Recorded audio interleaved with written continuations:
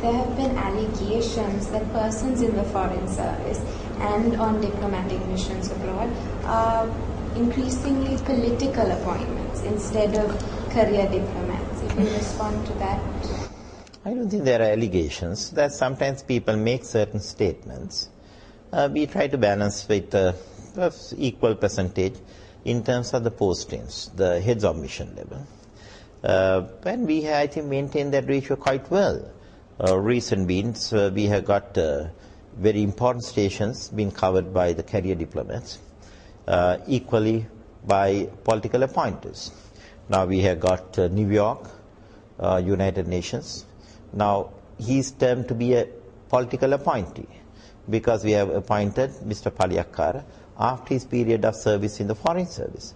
So why shouldn't we appoint suitable people, though they become what we termed as political appointees?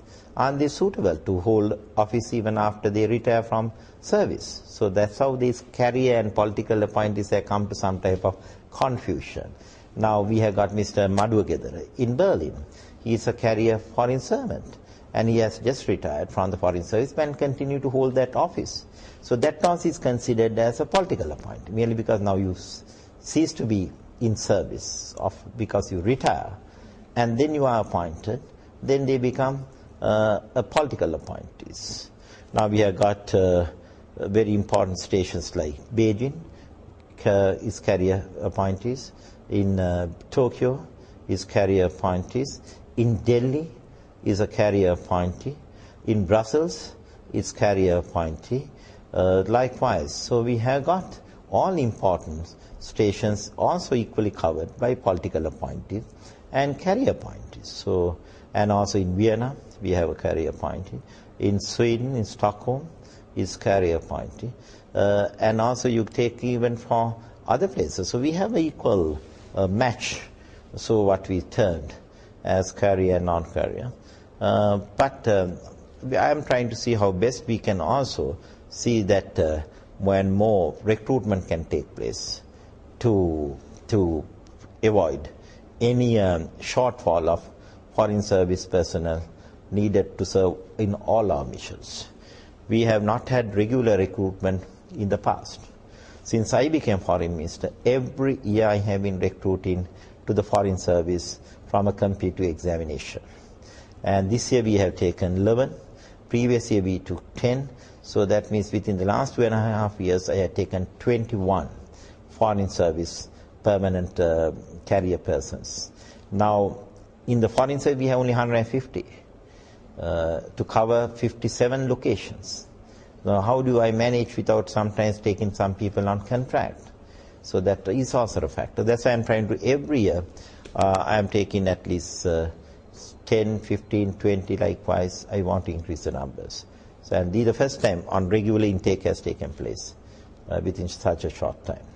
But then there's also the belief that that foreign service exam in itself, the question paper, has a few questionable areas.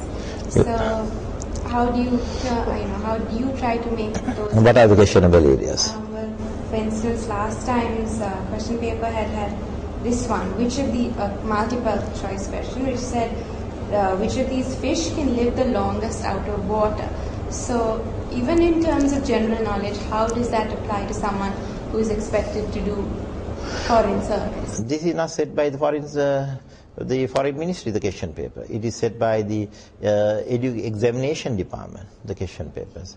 So I think these are more not in terms of, there is a IQ level. There always, one who sits for the foreign service examination, we don't expect them to be an expert in foreign service. What is important is for one to know general knowledge, have a good IQ, and at the same time reach out. And a lot of people then, some people get good marks and others don't get good marks. Some may know even answers to these. Then this is purely the one who comes first, definitely comes in. This time we had taken 11 right from the list of marks that they got. So if you say that is not the way to go by, have more generalistic or more average questions, that's something the examination department should look at. But I don't interfere at all in terms of what the question papers are or in the recruitment to the foreign service. It is totally, purely on merit, and I shall leave it to be only on merit. If we want experts, we can take them on contract. We edit anytime. I will take good experts for service, like on commercial negotiations we need experts, on law of the sea we need experts, on continental shelf delimitation we need experts, on political negotiations we need experts. So we need experts as well. That we can't ask them to go and sit for a competitive exam and come. We'll pick and choose and take them in. There have also been questions raised about the frequency of your overseas visits, particularly by the local media. So do you feel these allegations have any basis? I think I just cited where I have taken the foreign service, the foreign engagements now. From Brussels, we have the GSP. We canvass in Brussels. In New York, we have the United Nations, who are also involved with us in the conflict scenario and the post-conflict development of Sri Lanka. We have got Washington as a major powerhouse in the world with whom we need engagement. Recently I was in London. We have to get the support of the British in the context of our bilateral relations and multilateral relations. We have to engage with India. I have mentioned the number of forums to which I have taken the Sri Lanka's engagement. I have got 8 countries as the chair of the SAARC to visit for the SAARC chair as the Council of Ministers chair, which I hold now. So 8 countries in the SAARC, that is 7 I have to keep on visiting. And then I have also visited Australia, and today the Australian-Sri Lanka relationship has got lifted up to a high level. And Japan is a close economic partner of Sri Lanka, assists us regularly. I have to be part of it. China is a major contributor to Sri Lanka's development, and I am sharing China relationship in 4 international platforms. Then I am the vice chairman of the non-aligned movement for Asia. So I have engagement with the non-aligned movement, which I have to visit, and I have to now keep on engaging for Sri Lanka. That is the role of the foreign ministry and the foreign ministers. And the other thing is, a foreign minister cannot ever travel unless there is a reciprocal invitation. And why am I getting invited is the value that we have brought to our foreign engagement. Other people don't want you to come. Unless you are invited, you can't go.